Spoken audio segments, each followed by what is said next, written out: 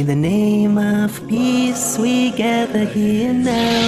Oh Lord, please make these days of ours on this earth filled with peace. Peace TV, the solution for humanity. تربیت سے تیری میں انجم کا ہم قسمت ہوا، تربیت سے تیری میں انجم کا ہم قسمت ہوا، گھر میرے اجداد کا سرمایہ عزت ہوا۔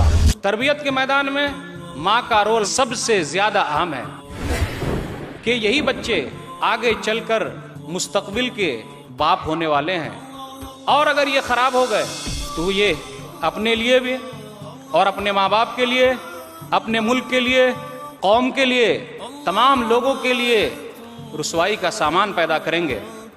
ماں، تیری تربیت کا نتیجہ ہے کہ آج میرا نام اور میرے خاندان کا نام دنیا میں روشن ہو رہا ہے، تیری تربیت کی وجہ سے۔ تو ماں سب سے اہم ذمہ دار ہے کہ بچے کی صحیح تربیت کرے۔ والقرآن دستورنا والقرآن دستورنا والرسول قدوتنا والرسول قدوتنا۔ الحمد للہ وکفا وسلام علی عباده الذین اصطفى، اما بعد، اعوذ باللہ من الشیطان الرجیم، بسم اللہ الرحمن الرحیم۔ خواتین و حضرات، میں فیض الرحمن ندوی آج کی اس باوقار مجلس میں آپ تمام آنے والے مہمانوں کا پرتپاک استقبال کرتا ہوں۔ السلام علیکم ورحمۃ اللہ وبرکاتہ۔ آج کی اس نشست کا آغاز ہم قرآن پاک کی تلاوت سے کریں گے۔ اس کے لیے ہم دعوت دیتے ہیں اسلامک انٹرنیشنل اسکول ممبئی کے استاد قاری شمس صاحب کو کہ وہ تشریف لائیں اور قرآن پاک کی تلاوت فرمائیں۔ قاری شمس صاحب۔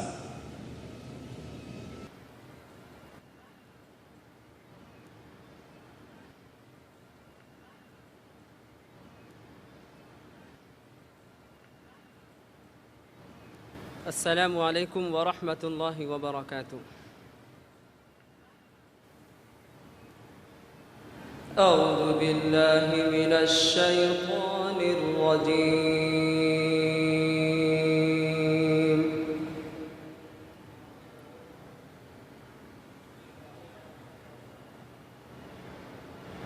بسم اللہ الرحمن الرحیم۔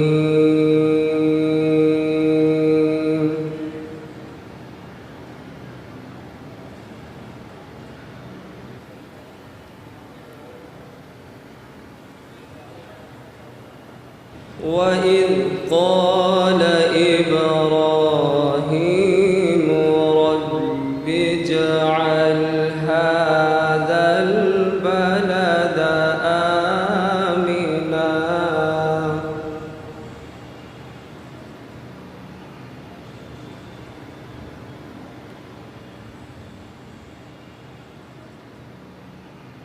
هَٰذَا الْبَلَدَ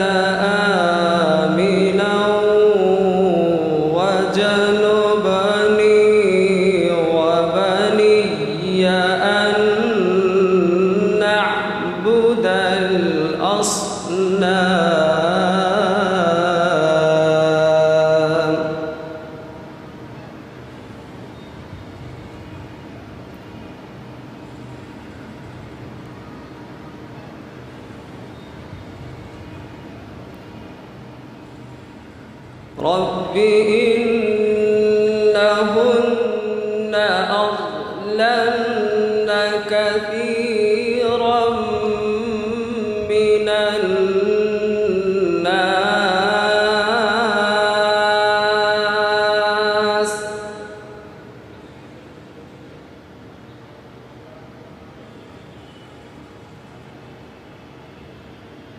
فمن تبعني فإنه مني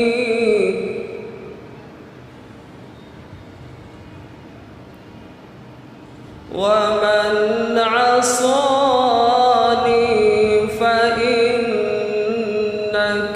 غفور رحيم.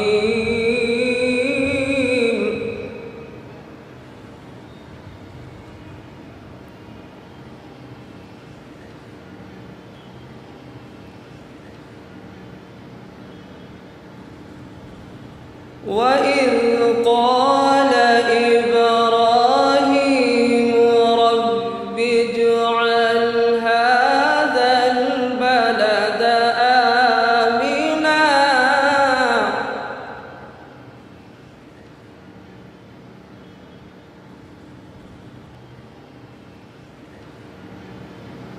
هذا البلد آمنا واجنبني وبني أن نعبد الأصنام.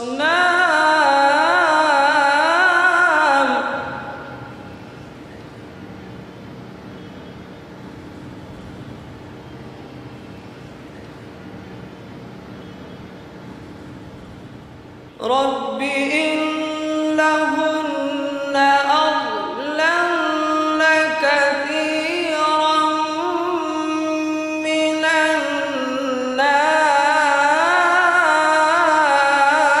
الناس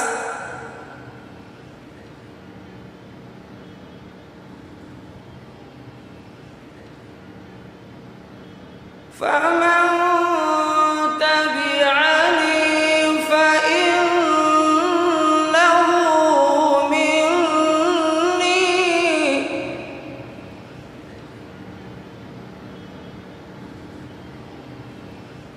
ومن عصاني فإنك غفور رحيم.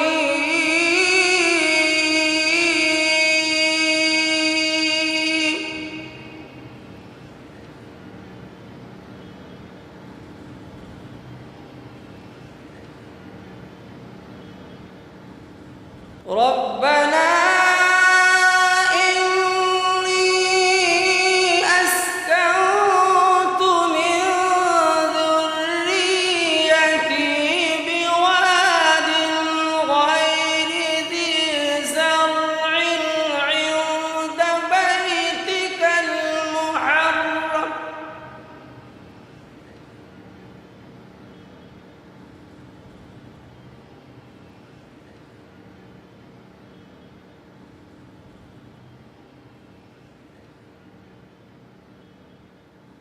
ربنا إني أسكنت من ذريتي بواد غير ذي زرع عند بيتك المحرم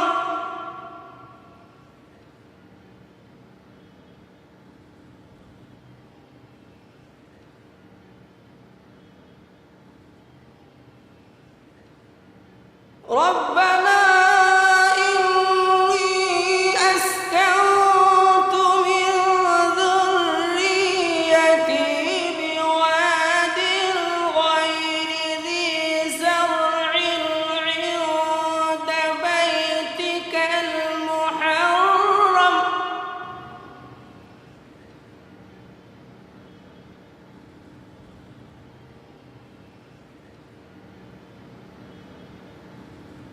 ربنا ليقيموا الصلاة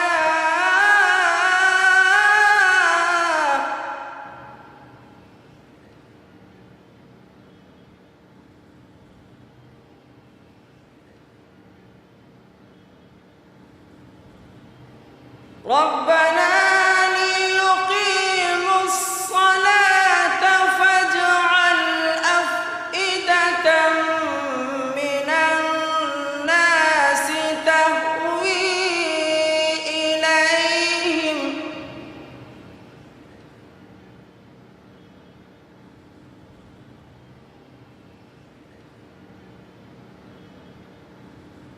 ربنا ليقيموا الصلاة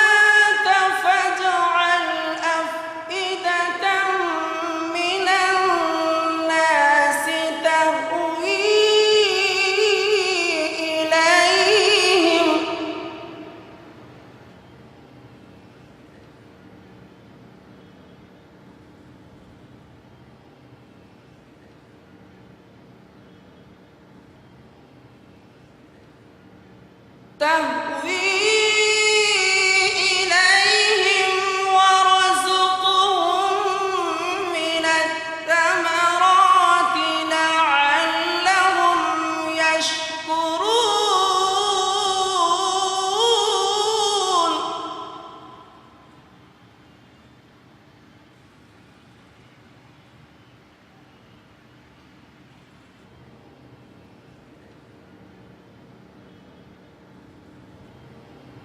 تهوي إليهم ورزقهم من الثمرات لعلهم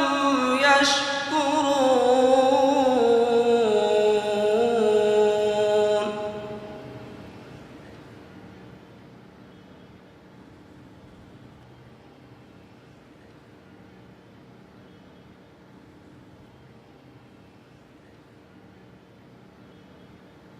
ربنا إنك تعلم ما نخفي وما نعلن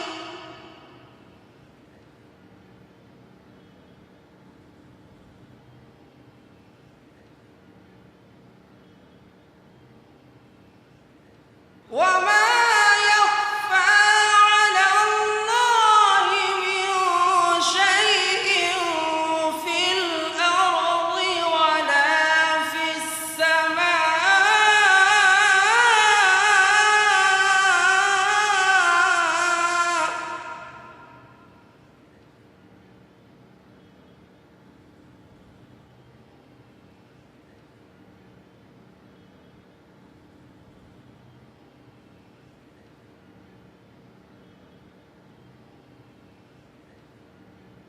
الحمد لله الذي وهب لي على الكبر إسماعيل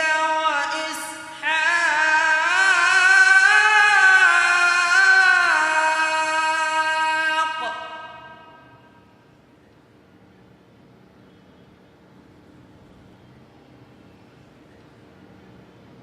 إن ربي لسميع الدعاء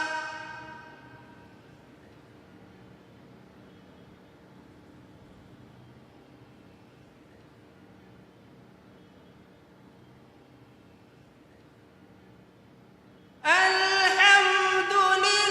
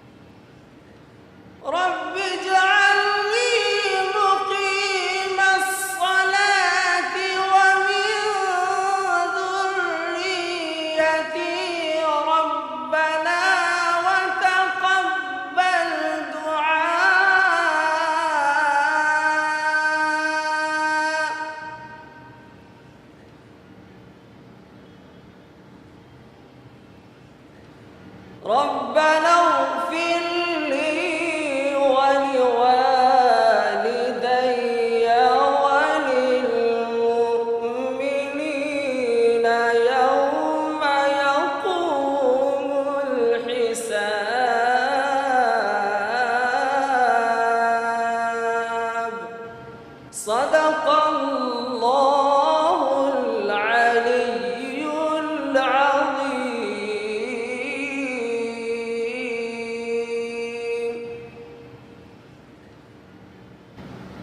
جزاک اللہ قاری صاحب. الہی نسل اسماعیل بڑھ کر قوم ہو جائے، الہی نسل اسماعیل بڑھ کر قوم ہو جائے، یہ قوم ایک دن پابند صلاۃ و صوم ہو جائے. آئیے ہم تلاوت کی گئی آیتوں کا ترجمہ کرتے ہیں. قاری صاحب نے سورہ ابراہیم سورہ نمبر 14 آیت نمبر 35 سے 41 آپ کے سامنے پڑھی ہے. اللہ کی پناہ میں آتا ہوں میں شیطان مردود سے. اللہ کے نام سے شروع کرتا ہوں جو بڑا مہربان نہایت رحم کرنے والا ہے. جب انہوں نے کہا کہ اے میرے پروردگار اس شہر کو امن والا بنا دے اور مجھے اور میری اولاد کو بت پرستی سے پناہ دے. اے میرے پالنے والے معبود انہوں نے بہت سارے لوگوں کو راہ سے بھٹکا دیا ہے، پس میری تابع داری کرنے والا میرا ہے، اور جو میری نافرمانی کرے تو تو بہت ہی معاف کرنے والا اور کرم کرنے والا ہے. اے ہمارے پروردگار میں نے اپنی کچھ اولاد اس بے کھیتی کے جنگل میں تیرے حرمت والے گھر کے پاس بسائی ہے. اے ہمارے پروردگار یہ اس لیے کہ وہ نماز قائم رکھیں، پس تو کچھ لوگوں کے دلوں کو ان کی طرف مائل کر دے اور انہیں پھلوں کی روزیاں عنایت فرما تاکہ یہ شکر گزاری کریں. اے ہمارے پروردگار تو خوب جانتا ہے جو ہم چھپائیں اور جو ظاہر کریں. زمین و آسمان کی کوئی چیز اللہ پر پوشیدہ نہیں. اللہ کا شکر ہے جس نے مجھے اس بڑھاپے میں اسماعیل و اسحاق عطا فرمائے. کچھ شک نہیں کہ میرا پالن ہار اللہ دعاؤں کا سننے والا ہے. اے میرے پالنے والے مجھے نماز کا پابند رکھ اور میری اولاد سے بھی. اے ہمارے رب میری دعا قبول فرما. اے ہمارے پروردگار مجھے بخش دے اور میرے ماں باپ کو بھی بخش اور دیگر مومنوں کو بھی بخش جس دن حساب ہونے لگے. خواتین و حضرات، آج کی اس نشست میں ہمارے درمیان شیخ ثناء اللہ مدنی ہیں. شیخ ثناء اللہ مدنی فاضل Madina university, Islamic international school Mumbai کے استاد اور اسلامک ریسرچ فاؤنڈیشن ممبئی کے شعبہ تحقیق کے معاون و رفیق ہیں. اس کے ساتھ ساتھ پیش ٹی وی پر خلاصہ قرآن کے نام سے آپ کا باقاعدہ پروگرام آتا ہے. ان کی تقریر کا عنوان ہے اولاد کی تربیت. اس سے پہلے کہ میں انہیں دعوت سخن دوں اس موضوع پر روشنی ڈالنے کے لیے میں اس موضوع کی کچھ وضاحت کرنا چاہتا ہوں. اللہ تعالیٰ فرماتا ہے یا ایھا الذین آمنوا قوا انفسکم واہلیکم نارا. اے ایمان والو، اے وہ لوگو جو اپنے آپ کو مومن کہتے ہو، اپنے آپ کو اور اپنے گھر والوں کو آگ سے بچاؤ. آج ہمارے لیے سب سے بڑا مسئلہ یہ بن گیا ہے اور ہم دیکھتے ہیں کہ بہت سارے بوڑھے والدین شکوہ کرتے ہیں، شکایت کرتے ہیں کہ میری اولاد نافرمان ہے، میری بات نہیں مانتی. اس کا علاج کیا ہے؟ اللہ تبارک و تعالیٰ نے اس آیت کے اندر اس کا جواب دیا ہے کہ جس طریقے سے ایک آگ ہے، اس آگ کے قریب اگر آپ کا بچہ کھیل رہا ہو تو صرف آپ نصیحت نہیں کرتے، جیسا کہ بہت سارے ماں باپ کہتے ہیں کہ میں نے اپنی اولاد کو تو سمجھا دیا، نصیحت تو کر دی، اگر وہ نہیں مانتی تو میں کیا کروں؟ تو اللہ نے جواب دیا ہے کہ جس طریقے سے دنیاوی آگ سے تم اپنے بچے کو بچاتے ہو، صرف نصیحت پر عمل نہیں کرتے کہ میں نے نصیحت کر دی اپنے بچے کو آگ سے بچنے کی، اگر میرا بچہ آگ میں چلے گیا تو میں کیا کروں؟ کوئی ماں باپ ایسا نہیں کرتے. تو اللہ تعالیٰ نے جواب دیا ہے کہ جس طریقے سے دنیاوی آگ میں تم صرف نصیحت کرنے پر عمل نہیں کرتے بلکہ فوراً اپنے خود سے جا کر اپنے بچے کو آگ سے بچاتے ہو، اسی طریقے سے جو جہنم کی آگ ہے اس سے بچانے کی تم کو زیادہ فکر ہونی چاہیے۔ ان کی تربیت کا، ان کی اخلاقی تربیت کا، ان کی جسمانی تربیت کا تمہیں ہر طور سے خیال کرنا پڑے گا، اچھے آداب سکھانے پڑیں گے، نیک لوگوں کی صحبت میں بٹھانا پڑے گا، انبیاء کرام کے قصے سنانے پڑیں گے اور ان کو ان کے دلوں میں توحید کی بیج ڈالنی ہوگی۔ وہ نوح علیہ السلام کا بیٹا ہی تو تھا، نبی کا بیٹا ہے، لیکن اس نے اپنے آپ کو برے لوگوں کی صحبت میں رکھا تو اس نے نبوت کے اس پر، خاندان نبوت پر داغ لگا دیا۔ حضرت نوح علیہ السلام کی ذات بالکل بری ہے اس سے۔ شیخ سعدی نے فارسی میں ایک شعر کہا ہے کہ پسر نوح بابداں بنششت خاندان نبوتش گم شد، سگے اصحاب کہف روزے چند پینے کا گرفت مردم شد۔ کہ نوح علیہ السلام کا لڑکا، نبی کا بیٹا ہے، وہ برے لوگوں کی صحبت میں بیٹھ کر اس نے خاندان نبوت پر داغ لگایا، اور اصحاب کہف کا جو کتا تھا اس نے ایمان والوں کی، نیک لوگوں کی صحبت اختیار کی تو اللہ تبارک و تعالیٰ نے اس کتے کو ان مومنین کا، ان ایمان والوں کا محافظ بنا دیا۔ اس لیے آج آپ مقرر سے جو بھی پیغام لے کر جائیں اپنے اولاد کی تربیت کے سلسلے میں، اس کے بارے میں آپ اس نیت سے جائیں یہاں سے کہ ہمیں ان پر عمل کرنا ہے اور اپنے بچوں کی صحیح جسمانی، دینی، اخلاقی ہر طرح سے ان کی تربیت کرنی ہے اور ان کو ایک پکا سچا مسلمان بنانا ہے۔ ان تمہیدی باتوں کے بعد میں دعوت سخن دیتا ہوں آج کی اس نشست کے مقرر جناب ثناء اللہ صاحب مدنی کو کہ وہ اپنے اس موضوع پر اولاد کی تربیت، اپنے خیالات کا اظہار فرمائیں۔ ثناء اللہ مدنی صاحب۔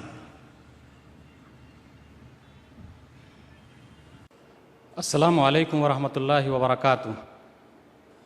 ان الحمد للہ نحمده ونستعینه من یهده اللہ فلا مضل له ومن یضلل فلا هادی له واشهد ان لا الہ الا اللہ وحدہ لا شریک له وان محمدا عبده ورسوله اما بعد فان خیر الحدیث کتاب اللہ وخیر الهدی هدی محمد صلی اللہ علیہ وسلم وشر الامور محدثاتها وكل بدعة ضلالہ۔ یا ایها الذین آمنوا اتقوا اللہ حق تقاته ولا تموتن الا وانتم مسلمون۔ یا ایها الناس اتقوا ربکم الذی خلقکم من نفس واحدہ وخلق منها زوجها وبث منهما رجالا كثيرا ونساء واتقوا الله الذي تساءلون به والارحام ان الله كان عليكم رقيبا۔ یا ایها الذین آمنوا اتقوا الله وقولوا قولا سدیدا یصلح لكم اعمالکم ویغفر لكم ذنوبکم ومن یطع الله ورسوله فقد فاز فوزا عظیما۔ قال الله تبارك وتعالى في موضع آخر اعوذ بالله من الشيطان الرجيم وإذ قال لقمان لابنه وهو يعظه يا بني لا تشرك بالله إن الشرك لظلم عظيم ووصينا الإنسان بوالديه حملته أمه وهنا على وهن وفصاله في عامين أن اشكر لي ولوالديك إلي المصير وإن جاهداك على أن تشرك بما ليس لك به علم فلا تطعهما وصاحبهما في الدنيا معروفا واتبع سبيل من أناب إلي ثم إلي مرجئكم فأنبئكم بما كنتم تعملون۔ یا بنی انها ان تق مثقال حبة من خردل فتكن في صخرة او في السماوات وفي الارض يأتي بها الله ان الله لطيف خبير۔ یا بنی اقم الصلاة وأمر بالمعروف وانهى عن المنكر واصبر على ما أصابك إن ذلك من عزم الأمور ولا تصاعر خدك للناس ولا تمشي في الأرض مرحا إن الله لا يحب كل مختال فخور واقصد في مشيك واغضض من صوتك إن أنكر الأصوات لصوت الحمير۔ رب اشرح لي صدري ويسر لي أمري واحلل عقدة من لساني يفقهوا قولي رب زدني علما سبحانك لا علم لنا إلا ما علمتنا إنك أنت العليم الحكيم۔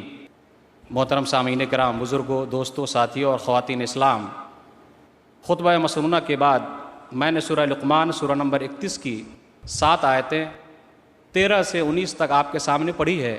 اس مناسبت سے میری تقریر کا عنوان ہے اولاد کی تربیت۔ سامعین کرام، تمام قسم کی تعریفات اللہ وحدہ لا شریک، خالق کائنات، مالک ارض و سما اور مدبر انس و جاں کے لیے ہیں۔ اس کے بعد بے شمار درود و سلام نازل ہو جناب محمد رسول اللہ صلی اللہ علیہ وسلم پر کہ اللہ رب العالمین نے انہیں رحمت للعالمین بنا کر بھیجا۔ سامعین کرام، شادی کے بعد جوڑے کی خواہش ہوتی ہے کہ اس کی گود بھر جائے، اور اگر گود نہ بھرے تو وہ سوجتن کرتا ہے، کوشش کرتا ہے، گرچہ دیر ہی سے صحیح لیکن گود ضرور بھرے۔ اللہ تعالیٰ اگر اس کی مراد پوری کر دیتا ہے تو وہ اپنی اولاد کے سلسلے میں بہت ساری تمنائیں اپنے دلوں میں لیے بیٹھا ہے، خواب دیکھتا ہے کہ میری اولاد نیک ہوگی، اچھی ہوگی، دنیا میں نام پیدا کرے گی، کیونکہ ماں باپ ہی ایسے ہیں جو اپنی اولاد کو اپنے سے بڑھ کر دیکھنا چاہتی ہے۔ سوال یہ پیدا ہوتا ہے، کیا صرف خواب دیکھ لینے سے اولاد نیک ہو جائے گی؟ جی نہیں، ہرگز نہیں، بلکہ اس کے لیے انتہائی محنت کی ضرورت ہے۔ پالنا، پوسنا، ہر ناحیے سے تربیت کرنا، جس چیز کی ضرورت پڑے اس کا خیال رکھنا، پیدائش سے لے کر مرتے دم تک تمام لوازمات کو پورا کرنا، یہی تو اصل تربیت ہے۔ اور آپ اچھی طرح جانتے ہیں کہ بچپن کا زمانہ انتہائی اہم ہوتا ہے۔ اس کی مثال تو ایسی ہی ہے جیسا کہ ہری بھری ایک شاخ ہے،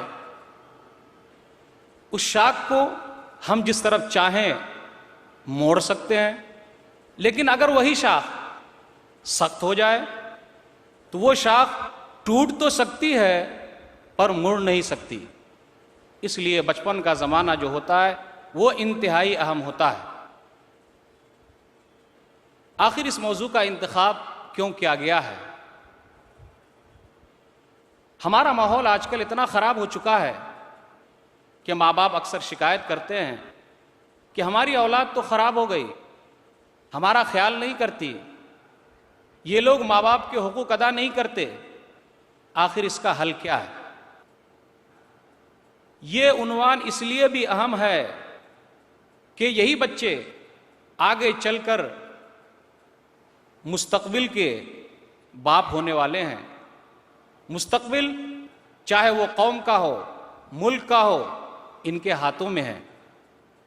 اگر یہ اچھے ہوں گے، ان کی تربیت صحیح طریقے سے ہوگی تو یہ اپنے بچوں کی بھی تربیت صحیح طریقے سے کر سکتے ہیں، اور اگر یہ خراب ہو گئے تو یہ اپنے لیے بھی اور اپنے ماں باپ کے لیے، اپنے ملک کے لیے، قوم کے لیے، تمام لوگوں کے لیے رسوائی کا سامان پیدا کریں گے۔ یہ عنوان اس لیے بھی اہم ہے کہ آج کل ہم لوگ بات کرتے ہیں کہ یہ دنیاوی ماہر نفسیات ہیں جن کے پاس حل موجود ہے کہ بچوں کی تربیت کیسے کی جائے۔ میں کہتا ہوں کہ آج سے 1400 سال پہلے ہی نبی صلی اللہ علیہ وسلم نے ہم لوگوں کو وہ اصول دیا کہ اگر ہم ان اصولوں پر عمل کریں، اپنی اولاد کی تربیت کریں، تو یہ شکایت کرنے کا موقع نہ ملے کہ ہماری اولاد خراب ہو گئی۔ تربیت ربا یربی، تربیہ، پالنا، پوسنا، اچھا بنانا، پیدائش سے لے کر موت تک آنے والے جتنے بھی مراحل ہیں، جس مرحلے میں جس چیز کی ضرورت ہے اس چیز کو مہیا کرنا، اسی کا نام تو تربیت ہے۔ تربیت وہ چیز نہیں ہے کہ ہم ایک گلاس میں پانی رکھے ہوئے اور کوئی چیز ملا دیں اور بچے کو پلا دیں، ایک ہی دن میں بچہ صحیح ہو جائے گا۔ یہ ہماری اور آپ کی سب سے بڑی بھول ہے، کیونکہ بنانے میں جتنا زیادہ وقت لگتا ہے بگاڑنے میں کچھ بھی نہیں لگتا، تو کافی محنت کی ضرورت ہے۔ اسلام نے اولاد کی تربیت پر کافی زور دیا ہے، ہر ناحیے سے ابھارا ہے۔ اللہ تعالیٰ ارشاد فرماتا ہے سورہ تحریم، سورہ نمبر 66 آیت نمبر 6، یا ایھا الذین آمنوا قوا انفسکم واہلیکم نارا، اے ایمان والو تم اپنے آپ کو اور اپنی اولاد کو جہنم کی آگ سے بچاؤ۔ کیا ہم اور آپ اپنے آپ کو اور اپنی اولاد کو جہنم کی آگ سے بچا رہے ہیں؟ جس طریقے سے باپ ذمہ دار ہے اسی طریقے سے ماں بھی ذمہ دار ہے کہ وہ اپنے بچے کی صحیح تربیت کرے. گھر سب سے زیادہ ذمہ دار ہے, تعلیم گاہ اس کے بعد ذمہ دار ہے, ماحول اور معاشرہ اس کے بعد ذمہ دار ہے, کیونکہ تربیتی نظام تو سب سے مل کر بنتا ہے. اگر ہم چاہیں کہ اکیلے ہی صحیح تربیت کر لیں تو یہ ہماری اور آپ کی بھول ہے. آپ گھر کے ماحول کو اچھا رکھ سکتے, لیکن اگر باہر کا ماحول خراب ہے تو آپ کے بچے کی تربیت اس طریقے سے نہیں ہو پائے گی جس طریقے سے آپ چاہتے ہیں. اگر آپ کو اسکول سے, مدرسے سے تعاون نہ ملے تو آپ کیسے کامیاب ہو سکتے ہیں؟ گویا کہ تربیتی نظام ایک ایسا نظام ہے کہ جب سب ملیں گے تو کامیابی مل سکتی ہے. اگر ماں کہہ دے کہ جی تربیت میں میرا کوئی اہم رول نہیں ہے تو یہ سب سے بڑی بھول ہے. اگر آپ ماں کو تربیت سے نکالنا چاہتے ہیں تو آپ کی بھی سب سے بڑی بھول ہے. یہ ہو ہی نہیں سکتا کہ ماں کو الگ کر دیا جائے, باپ کو الگ کر دیا جائے, ایسا نہیں ہو سکتا. سب مل کر اولاد کی تربیت کریں گے. نبی صلی اللہ علیہ وسلم نے قریش کی ان عورتوں کی تعریف کی ہے جس کا تذکرہ ہے صحیح بخاری کتاب النکاح کتاب نمبر 67 باب نمبر 12 حدیث نمبر 5082. خیر نساء رکبن الابل صالح نساء قریش احناہ علی ولد فی صغری وارعاہ علی زوج فی ذات یدی. کہ بہترین عورتیں تو عرب کی عورتیں ہیں, قریش کی عورتیں ہیں جو اونٹوں پر سواریاں کرتی ہیں اور وہ اپنی اولاد کا خیال رکھتی ہے, بچپن میں دیکھ بھال کرتی ہے اور وہ اپنے شوہر کو بہت من بھاتی ہے. اس لیے اردو کا مقولہ آپ نے سنا ہوگا, پیا من بھائے وہی سہاگن. تو یہ اردو کا جو مقولہ ہوتا ہے, تو عرب کی ان عورتوں کے لیے نبی صلی اللہ علیہ وسلم نے حدیث میں کہا تھا کہ یہ عورتیں کافی اچھی عورتیں ہیں جو اپنے بچے کی دیکھ بھال کرتی ہیں, پھر اس کے بعد اپنے شوہر کو بہت زیادہ پسندیدہ ہے. تربیت کے میدان میں ماں کا رول میں کہتا ہوں کہ سب سے زیادہ اہم ہے. باپ کے پاس فرصت کہاں ہے؟ باپ کے پاس فرصت کہاں ہے کہ وہ وقت نکالے؟ صبح نکلا تو شام کو, رات کو کب واپس آئے گا؟ تو ماں سب سے اہم ذمہ دار ہے کہ بچے کی صحیح تربیت کرے. اس لیے آپ کو یاد بھی ہوگا کہ عربی کے ایک شاعر نے ماں کو مدرسہ کہا ہے. الام مدرسۃ اذا اعددتها اعددت شابا طیب الاراقی. کہ ماں ایک مدرسہ ہے, اسے تم اچھا بنا لو. اگر اچھا بنا لو گے تو خاندان اچھا ہو جائے گا. پوچھنا چاہتا ہوں کون ہے جو اسماعیل علیہ السلام کی ماں ہاجرہ کو بھول جائے؟ پوچھنا چاہتا ہوں کون ہے جو اسحاق علیہ السلام کی ماں سارہ کو بھول جائے؟ پوچھنا چاہتا ہوں کون ہے جو عیسیٰ علیہ السلام کی ماں مریم کو بھول جائے؟ پوچھنا چاہتا ہوں کون ہے جو نبی صلی اللہ علیہ وسلم کی ماں آمنہ کو بھول جائے؟ پوچھنا چاہتا ہوں کون ہے جو زینب رضی اللہ تعالی عنہ, ام کلثوم رضی اللہ تعالی عنہ, رقیہ رضی اللہ تعالی عنہ اور فاطمہ رضی اللہ تعالی عنہ کی ماں ام المومنین خدیجہ رضی اللہ تعالی عنہ کو بھول جائے؟ ہے کوئی؟ یہی وہ مائیں تھی جن کی گود میں اسلام پلتا تھا, انہی گودوں میں انسان نور کے سانچے میں ڈھلتا تھا. تو آج کل کی مائیں اپنی اہمیت کیوں نہیں سمجھ رہی ہیں کہ اللہ تعالیٰ نے ان کو کتنا بڑا مقام دیا. کہنا چاہوں گا کہ اولاد کی تربیت کا آغاز تو شادی کے وقت ہی سے ہو جاتا ہے. آپ سوچ رہے ہوں گے کہ ارے یہ کیا بات کر رہے ہیں کہ شادی کے وقت ہی سے اولاد کی تربیت کا آغاز ہو جاتا ہے. جی ہاں, آپ کو ماننا پڑے گا کہ اولاد کی تربیت کا آغاز شادی کے وقت ہی سے ہو جاتا ہے.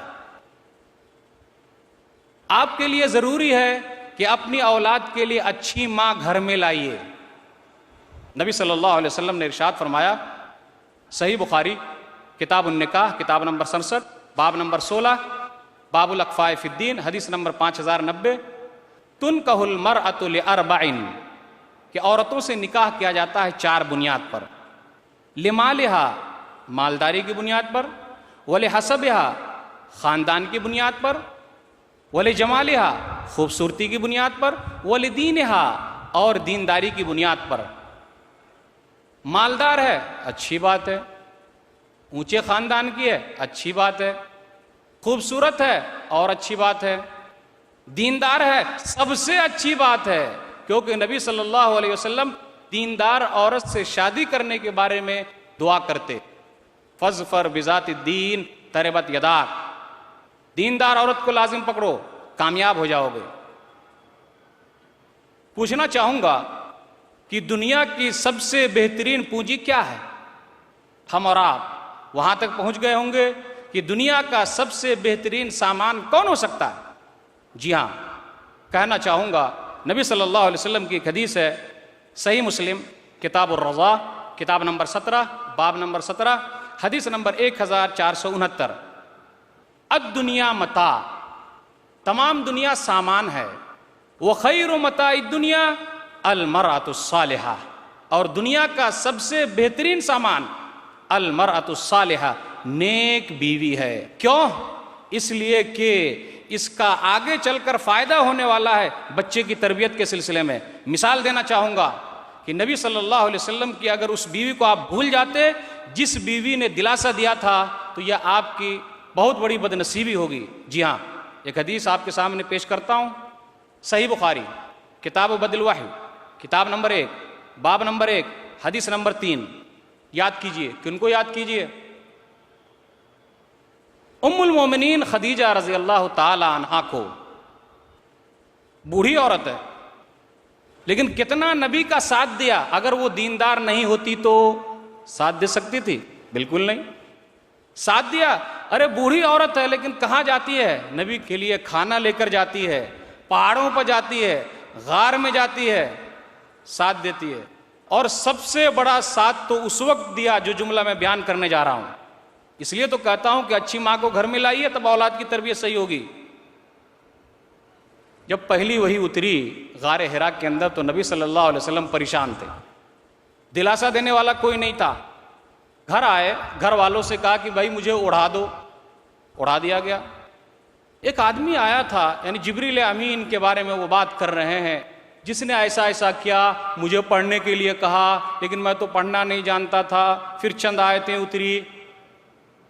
دیندار اگر بیوی ہوگی تو یہ جواب دے گی۔ کیا جواب دیا؟ خدیجہ رضی اللہ تعالی عنہا نے،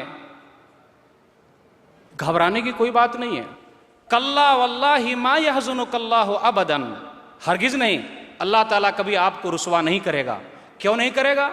انک لتصل الرحم، کیونکہ آپ تو صلہ رحمی کرتے ہیں، رشتہ داروں کے حقوق ادا کرتے ہیں، وتحمل الکل، اور آپ تو بوجھ اٹھاتے ہیں، وتکسب المعدوم، اور آپ تو کما کما کر لا کے دیتے ہیں ان کو جن کے پاس کچھ نہیں ہوتا، وتقری الضیف، اور آپ تو مہمان نواز ہیں، وتعین علی نوائب الحق، اور آپ تو حق والوں کا ساتھ دیتے ہیں۔ جس آدمی کے اندر یہ چیز پائی جائے اس آدمی کو اللہ کہیں رسوا کر سکتا ہے؟ اگر بیوی دیندار نہیں ہوتی تو کیا جواب دیتی؟ جواب آپ کے ذہن میں بھی آ گیا ہوگا، کیا جواب دیتی؟ کچھ جملے میں بھی آپ لوگوں کے سامنے پیش کرنا مناسب سمجھوں گا۔ بھائی آپ کو پہاڑ پہ جانے کی ضرورت کیا ہے؟ اتنی پریشانی اٹھانے کی ضرورت کیا ہے؟ لوگوں کے پیچھے آپ کیوں بھاگ رہے ہیں؟ اپنی دیکھو نا، اچھا ہوا بھلے پھنس گئے۔ اسی لیے ہر کامیاب مرد کے پیچھے عورت کا ہاتھ ضرور ہے، چاہے وہ ماں کی صورت میں ہو یا بیوی کی صورت میں ہو یا بہن کی صورت میں ہو۔ اگر آپ ابراہیم علیہ السلام کو یاد کرتے ہیں تو کیا آپ ہاجرہ کو بھول جائیں گے؟ کیا آپ نبی صلی اللہ علیہ وسلم کو یاد کرتے ہیں تو مائی خدیجہ کو بھول جائیں گے؟ ہو ہی نہیں سکتا۔ ہر کامیاب مرد کے پیچھے عورت کا ہاتھ ضرور ہے۔ علامہ اقبال نے اپنی ماں کو خراج عقیدت پیش کرتے ہوئے کہا تھا، جب ان کی ماں کا انتقال ہو گیا تو ماں کی تربیت کو وہ سراہتے ہیں، تربیت سے تیری میں انجم کا ہم قسمت ہوا، تربیت سے تیری میں انجم کا ہم قسمت ہوا، گھر میرے اجداد کا سرمایہ عزت ہوا۔ ماں، تیری تربیت کا نتیجہ ہے کہ آج میرا نام اور میرے خاندان کا نام دنیا میں روشن ہو رہا ہے، تیری تربیت کی وجہ سے۔ تو ماں کو آپ تربیت سے الگ نہیں کر سکتے، یہ ہو ہی نہیں سکتا کہ آپ الگ کر دیں۔ ہم اور آپ سوچ رہے ہوں گے کہ جی دیندار بیوی کا انتخاب کر لیا، ہم خود برے رہیں تو چلے گا، میری بیوی اچھی ہے نا، نیک ہے نا، میں برا ہوں تو کیا ہوا؟ جی نہیں، یہاں بھی اسلام کہتا ہے کہ جس طریقے سے دیندار عورت سے شادی کرو، دیندار مرد بھی ہو. ہم اور آپ بھاگتے ہیں، مالدار ہے نا، ارے اچھا ہے نا، کیا ہوا بے نمازی ہے چلے گا، سود خور ہے چلے گا، میری بیٹی بنگلے میں رہے گی، عیش کرے گی. نہیں، نبی صلی اللہ علیہ وسلم کی حدیث سنیے، کیونکہ اس کا اثر اولاد کی تربیت پر ہونے والا ہے. سنن ترمذی کتاب النکاح کتاب نمبر 9 باب نمبر 3 حدیث نمبر 1084. اذا خطب الیکم من ترضون دینہ وخلقہ فزوجوہ الا تفعلوا تکن فتنۃ فی الارض وفساد عریض. اور کہا وفساد کبیر. جب تمہارے پاس کوئی دیندار اور اچھے اخلاق والا پیغام لے کر آئے تو اس سے شادی کرا دو. اگر ایسا نہیں کرو گے تو زمین میں فساد پھیل سکتا ہے، فتنہ پھیل سکتا ہے. تو دیندار اچھے اخلاق والا مرد بھی ہونا چاہیے. آپ یہ دونوں حدیثوں کو سامنے رکھیے اور دو مسئلے اپنے لیے نکال لیجئے. دیندار بیوی کا انتخاب ہونا چاہیے تو دیندار بہو کا بھی انتخاب ہونا چاہیے. اسی طرح یہاں دیندار مرد تو دیندار داماد بھی ہونا چاہیے. یہ مسئلے آپ حدیثوں سے آسانی سے نکال سکتے ہیں. شادی ہو گئی تو اب کیا کرنا ہے؟ ان تمام چیزوں کا اولاد کی تربیت پر اثر ہونے والا. دعاؤں کا اہتمام کیا جائے. ابراہیم علیہ الصلوۃ والسلام دعاؤں کا اہتمام کرتے تھے.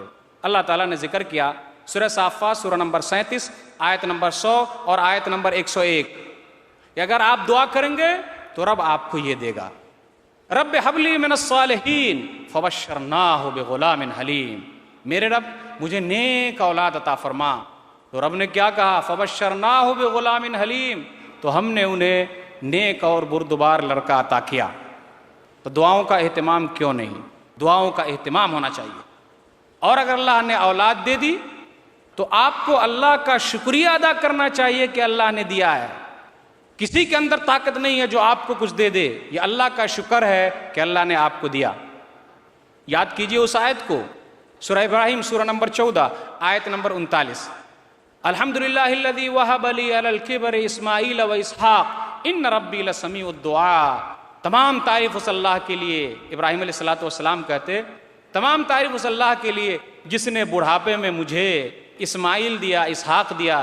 بے شک میرا رب دعاؤں کا سننے والا ہے. دعاؤں کا سننے والا کون ہے؟ اللہ. تو اگر اللہ نے آپ کو اولاد دی تو اللہ کا شکریہ ادا کیجیے. اولاد ہوئی لیکن بیٹی پیدا ہوئی.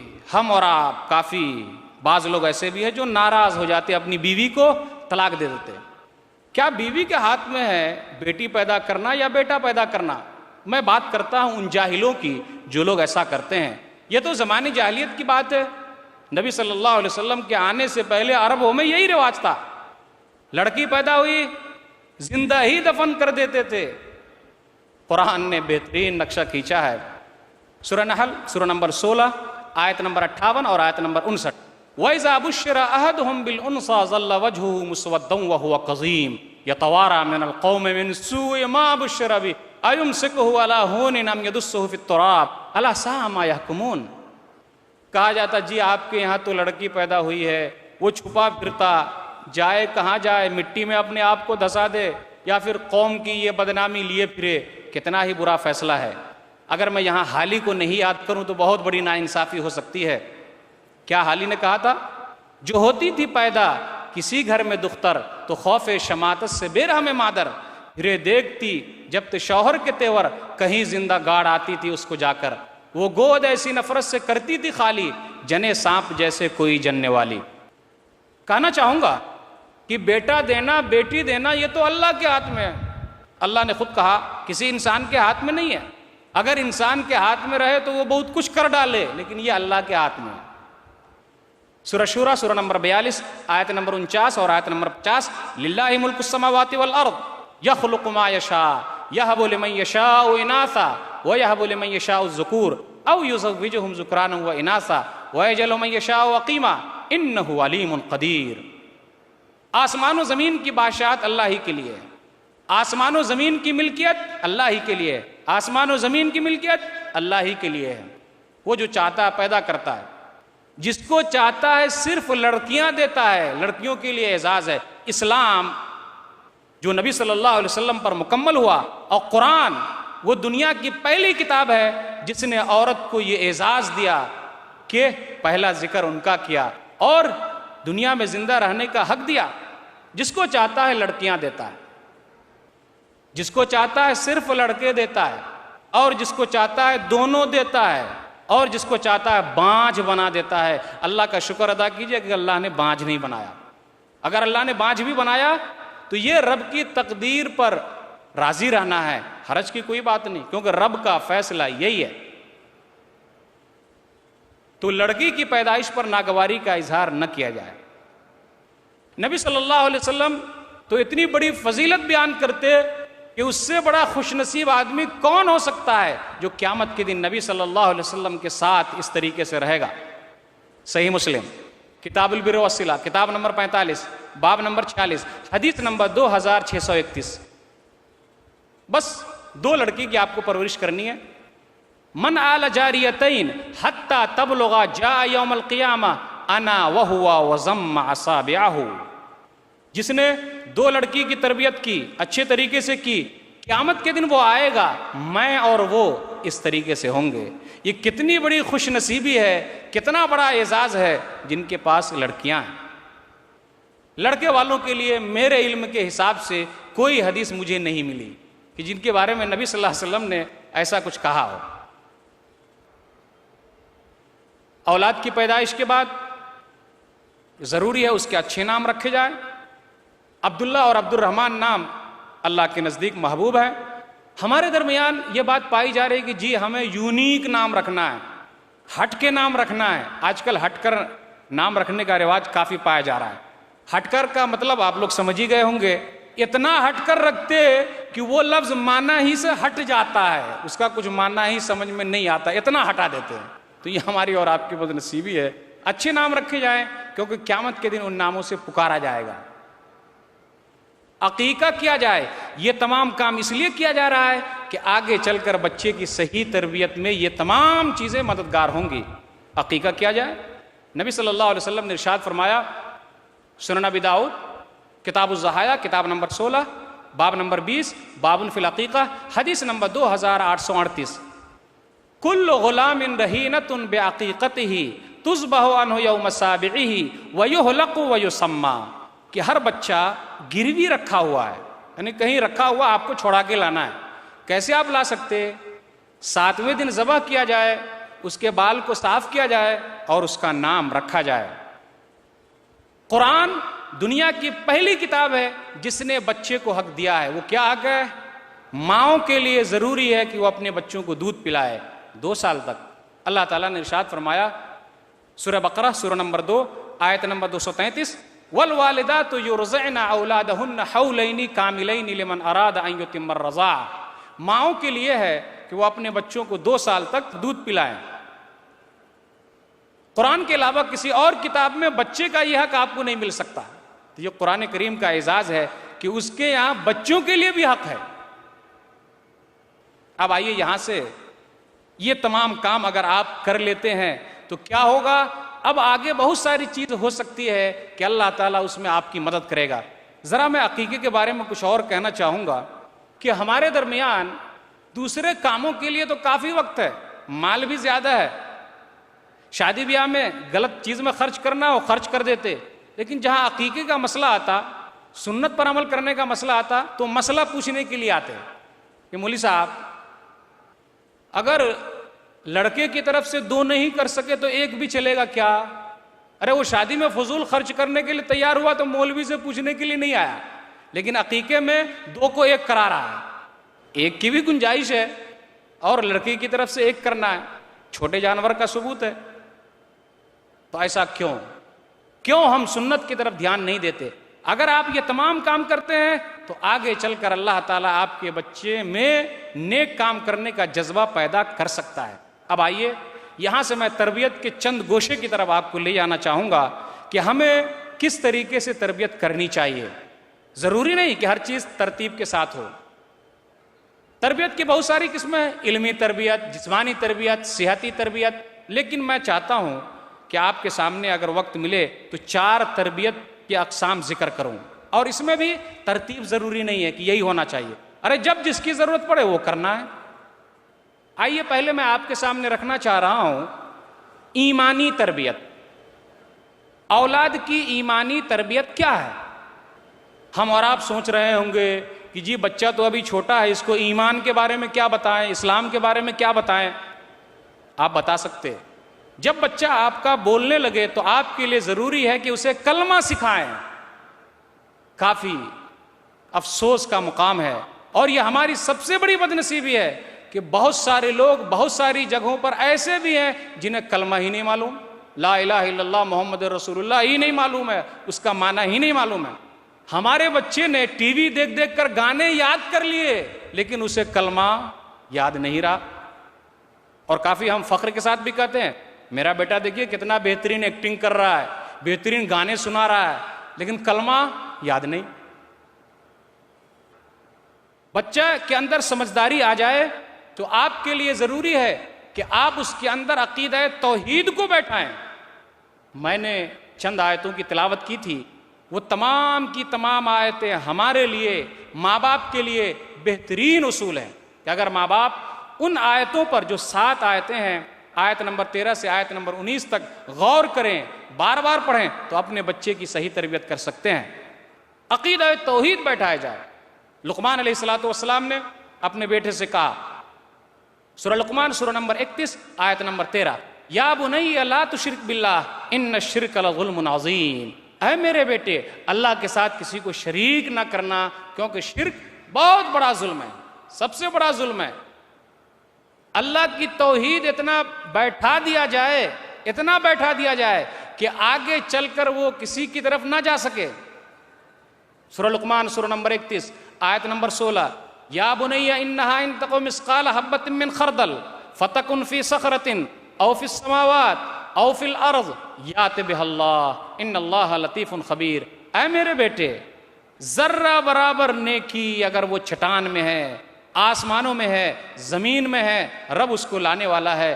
رب باریک بین اور ہر چیز کی خبر رکھنے والا ہے۔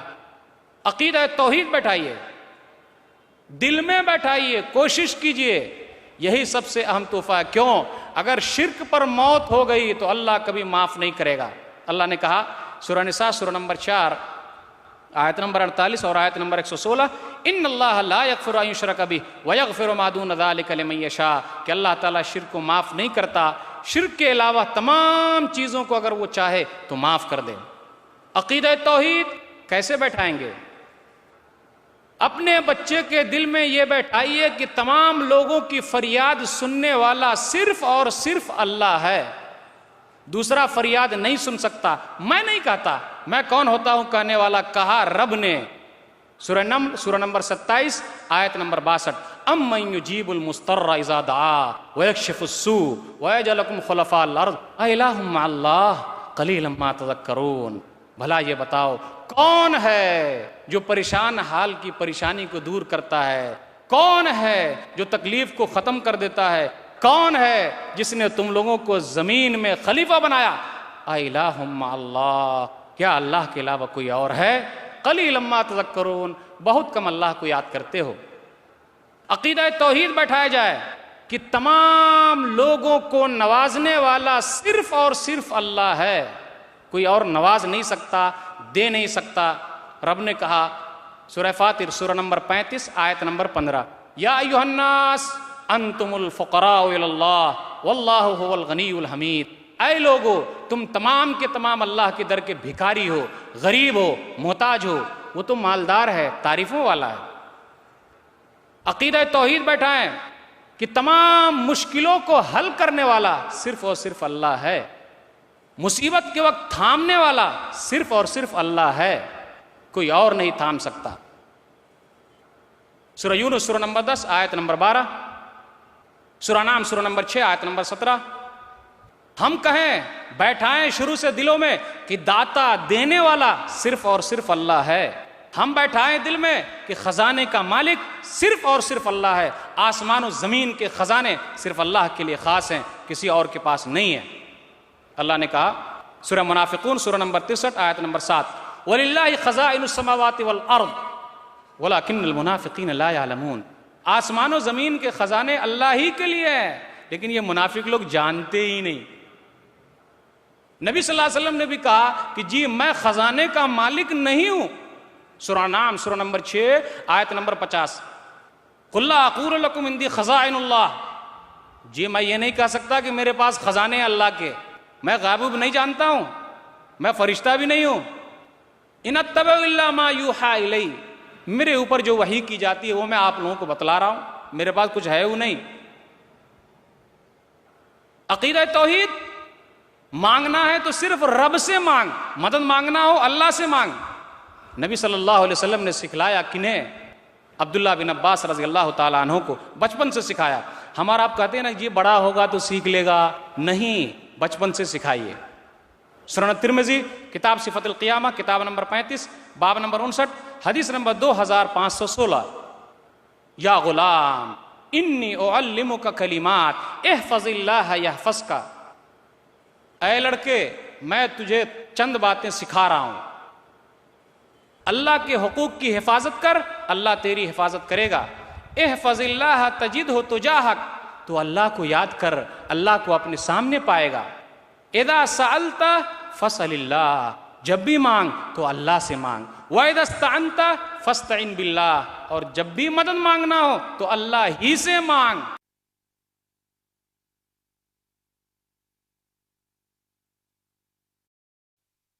ایاک نعبد و ایاک نستعین. ہم تیری ہی عبادت کرتے ہیں اور تجھ سے ہی مدد مانگتے ہیں. میں یہاں آپ کے سامنے ایک ترجمہ اور پڑھوں گا، اگر وہ صحیح ہوگا تو مان لیجئے گا، اگر وہ غلط ہوگا تو نہیں مانیے گا. دیکھیے اس کا ترجمہ ایسا بھی لوگ کرتے، لیکن جو صحیح ہوگا وہی صحیح ہو سکتا ہے. میں کرتا ہوں آپ کے سامنے ترجمہ، کیا وہ صحیح ہے؟ ایاک نعبد و ایاک نستعین. ہم تیری بھی عبادت کرتے ہیں اور تجھ سے بھی مدد مانگتے ہیں. ترجمہ صحیح نہیں لگ رہا ہے، پھر کرتا ہوں. ہم تیری ہی عبادت کرتے ہیں اور تجھ سے ہی مدد مانگتے ہیں. یہ ترجمہ صحیح لگ رہا ہے. اب غور کیجئے، اب غور کیجئے. ایک انسان، مثال کے طور پر بیان کرنا چاہوں گا، یہ حضرت انسان حقیر پانی سے پیدا ہوا ہے، گھٹیا پانی سے پیدا ہوا، لیکن فخر کتنا کرتا ہے، اپنی شان میں بھی کسی کو شریک نہیں کرنا چاہتا. اللہ جو آسمان و زمین کا مالک ہے یہ پسند کر سکتا کہ کوئی ترجمہ کرے ہم آپ کی بھی عبادت کرتے اور تجھ سے بھی مدد مانگتے؟ صحیح نہیں ہے. بچے کو سمجھایا جائے، بچے کو سمجھایا جائے. وَعْلَمْ أَنَّ الْأُمَّةَ لَوِ اجْتَمَعَتْ عَلَىٰ أَن يَنفَعُوكَ بِشَيْءٍ لَمْ يَنفَعُوكَ إِلَّا بِشَيْءٍ قَدْ كَتَبَهُ اللَّهُ لَكَ. تمام لوگ اکٹھا ہو جائیں، فائدہ پہنچانا چاہیں نہیں پہنچا سکتے مگر اتنا ہی فائدہ جتنا کہ رب نے لکھا ہے. نقصان پہنچانا چاہیں نہیں پہنچا سکتے مگر اتنا ہی جتنا کہ رب نے لکھا ہے. اگر یہ آپ دل کے اندر بیٹھاتے ہیں تو بہت فائدہ ہوگا. یہ چند باتیں تھیں ایمانی تربیت کے تعلق سے. اب میں عبادتی تربیت کے تعلق سے چند باتیں آپ کے سامنے رکھنا چاہتا ہوں. عبادت میں پہلا مرحلہ ہے نماز کا. نبی صلی اللہ علیہ وسلم نے کہا، سنن نبی داؤد کتاب الصلاۃ کتاب نمبر 2 باب نمبر 26، متى یؤمر الغلام بالصلاۃ حدیث نمبر 495. عمرو بن شعیب نبی عن جدہ بیان کرتے ہیں کہ نبی صلی اللہ علیہ وسلم نے ارشاد فرمایا، مروا اولادکم بالصلاۃ. تم اپنی اولاد کو نماز کا حکم دو جب وہ 7 سال کے ہو جائیں. اب یہاں بھی میں 2 ترجمہ کرتا ہوں کیونکہ میں نے مسجدوں کے حالات دیکھی ہے. جب میں مسجدوں کی طرف دیکھتا ہوں تو مجھے دماغ میں یہ آتا ہے کہ شاید کہ لوگوں کے حساب سے یہ ترجمہ صحیح ہوگا. وہ کیا؟ اپنے بچوں کو نماز کا حکم دو جب وہ 60 سال کے ہو جائیں. 60 والا. اپنے بچوں کو نماز کا حکم دو جب وہ 7 سال کے ہو جائیں. اپنے بچوں کو نماز کا حکم دو جب وہ 60 سال کے ہو جائیں. کیوں؟ اس لیے کہ ان بزرگوں کے دم سے مسجد قائم ہے، ورنہ مسجدوں میں تالے لگ جائیں. لیکن ہم اور آپ ترجمہ 60 والا نہیں کر سکتے کیونکہ حدیث میں آیا کہ بچوں کو نماز کا حکم دو جب وہ 7 سال کے ہو جائیں. کتنے ماں باپ ہیں جو اپنے بچوں کو 7 سال کی عمر میں نماز کا حکم دیتے؟ یہ شکایت کیوں کرتے ہیں کہ ہماری اولاد خراب ہو گئی؟ کیا ہم اور آپ 7 سال کی عمر میں بچوں کو نماز کا حکم دے رہے ہیں؟ جواب ہے نہیں. بہت کم لوگ ہوں گے جو دے رہے ہوں گے. خود ہی نماز نہیں پڑھتے تو بچے کو کیا حکم دیں گے نماز پڑھنے کا؟ نماز پڑھنے کا حکم دیا کس نے حکم دیا؟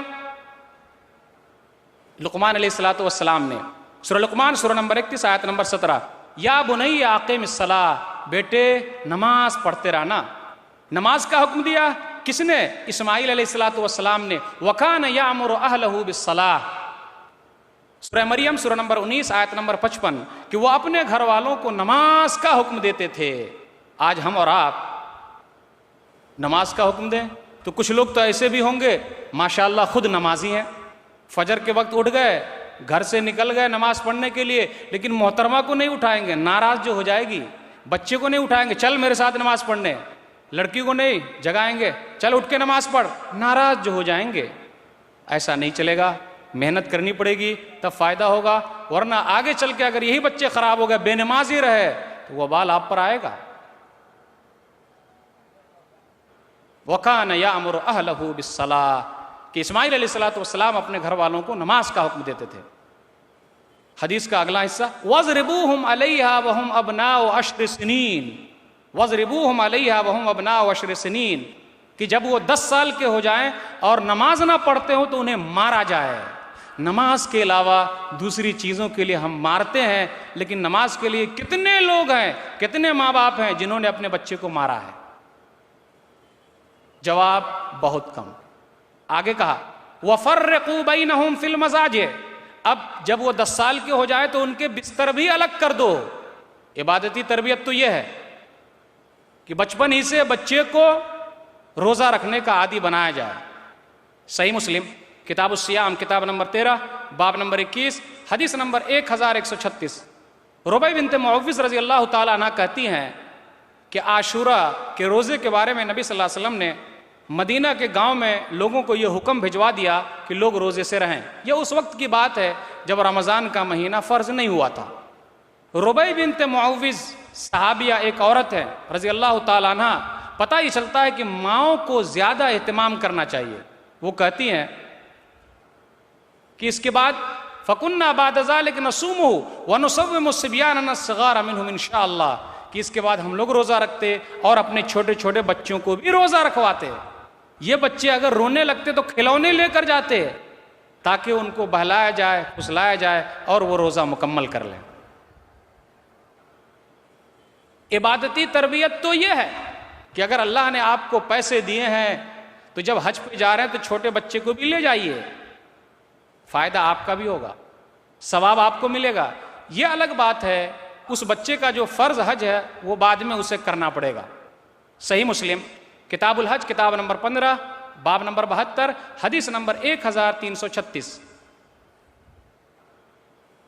عبداللہ بن عباس رضی اللہ تعالیٰ عنہ کہتے ہیں کہ روحا مقام پر چند لوگوں سے نبی صلی اللہ علیہ وسلم کی ملاقات ہو گئی۔ آپ نے کہا کون ہیں آپ لوگ؟ تو لوگوں نے کہا ہم لوگ مسلمان ہیں۔ آپ کون ہیں؟ تو میں رسول اللہ ہوں، اللہ کا رسول ہوں۔ ایک عورت نے اپنے بچے کو اٹھایا، اس حدیث پر بھی غور کیجئے کہ ماں کو کتنی فکر ہے کہ وہ اپنے بچے کی صحیح تربیت کرے۔ ایک عورت نے اپنے بچے کو اٹھایا اور کہا الہٰذا حج، اللہ کے رسول کیا اس بچے کا بھی حج ہوگا؟ اس بچے کا حج ہوگا؟ نبی صلی اللہ علیہ وسلم نے کیا کہا؟ نعم وَلَكِ أَجْرٌ، ہاں اس کا بھی حج ہوگا اور تجھے ثواب ملے گا۔ تو یہ چند باتیں تھیں عبادتی تربیت کے تعلق سے۔ اب میں چند باتیں آپ کے سامنے اخلاقی تربیت سے رکھنا چاہتا ہوں۔ اخلاقی تربیت کیا ہے؟ ضروری نہیں کہ ہر چیز ترتیب سے ہو، یہ میں اپنے حساب سے آپ کے لیے ترتیب لے کر آیا ہوں۔ اخلاقی تربیت تو یہ ہے کہ بچے کو بچپن ہی سے سلام کرنے کا عادی بنایا جائے۔ کتنے لوگ ہیں جب خود ہی سلام نہیں کرتے تو ان کے بچے کیا سلام کرنا سیکھیں گے؟ ہم لوگ یہ سوچ رہے ہیں ارے سلام کرنا، یہ سکھانا، یہ سب بڑے ہو جائیں گے تو سیکھ لیں گے۔ نہیں، بچپن سے آپ سکھائیے، کیونکہ نبی صلی اللہ علیہ وسلم نے بچپن سے سکھایا۔ سنن ترمذی کتاب الاستئذان کتاب نمبر 40 باب نمبر 10 حدیث نمبر 2698، نبی صلی اللہ علیہ وسلم نے انس رضی اللہ تعالیٰ عنہ سے کہا یا بنی، اے میرے بیٹے، اذا دخلت علی اہلک فسلم یکون برکۃ علیک وعلی اہل بیتک، اے میرے بیٹے جب گھر جاؤ تو گھر والے کو سلام کرو، یہ تیرے لیے اور تیرے گھر والوں کے لیے اچھی چیز ہے، برکت کی چیز ہے۔ کہاں ہیں ہم اور آپ؟ اخلاقی تربیت تو یہ ہے کہ بچے کو کھانے پینے کے آداب سکھلائے جائیں. غور نہیں کر رہے ہم اور آپ, غور نہیں کر رہے ہم اور آپ. یہ سوچ کر چھوڑ دیا کہ ابھی بچے ہیں, چلے گا, بعد میں وہ لوگ سیکھ لیں گے. کیا ہوا؟ کیا نقصان ہوا اس کا؟ کافی نقصان ہوتا ہے. یہی بچے بائیں ہاتھ سے کھا رہے ہیں, بائیں ہاتھ سے پی رہے ہیں. ہوٹلوں کا نظارہ کیجئے, سب کچھ بائیں ہاتھ سے چل رہا ہے. آپ کو معلوم ہے نا کہ بائیں ہاتھ سے کون کھاتا پیتا ہے؟ بائیں ہاتھ سے شیطان کھاتا پیتا ہے.